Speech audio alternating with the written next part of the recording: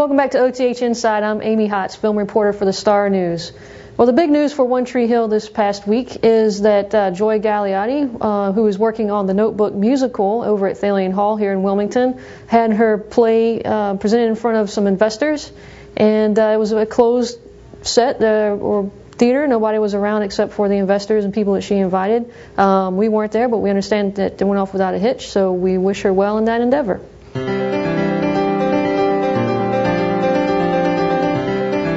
And Joy wasn't the only person who was working hard this past couple of weeks. I stood out in the pouring rain and talked to some of you guys about what you think about Season 7. I'm standing here with Lauren from Memphis, who came down for a beach vacation, and it's turned out raining, but she is having a good time watching the filming here across the street. So tell me, have you heard anything about all the new characters they've introduced this year, some of the new actors? No, I haven't heard anything about any new characters. I'm still stuck on Season 5, so I'm trying to get caught up on my season. So we're getting a really good sneak peek at Season 7 right now. What have you gotten to see so far across the street? Well, we saw Julian come through the store, and he's looked over a couple of times and waved and smiled at us, so he's been real nice. And got to see Brooke a couple times through the window, but that's about as good as that's gotten. So, did you get any good pictures of everything?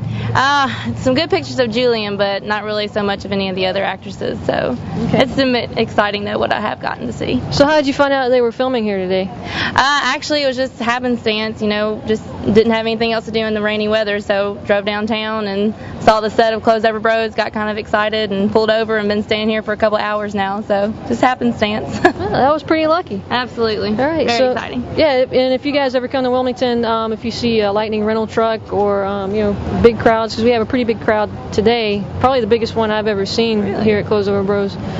Stop, check it out, ask around. Nobody minds telling you if it's One Tree Hill or some other film that's filming in Wilmington. So, all right, well, have a good time. Thank you. And now I'm going to hand it over to Jeff, who's going to tell you what happened on One Tree Hill last night, just in case you missed it.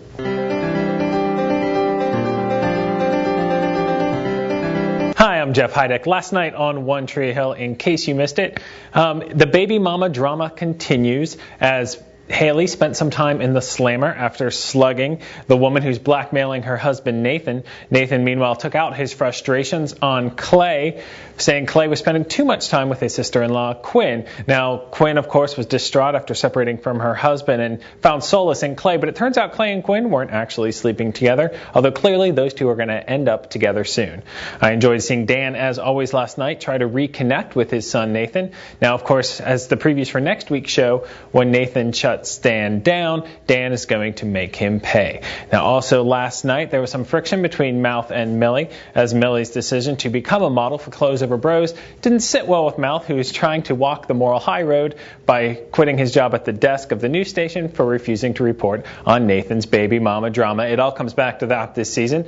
For more on next week's episode, you can go to our website at starnewsonline.com/One Tree Hill. Thanks for watching. We'll see you next week.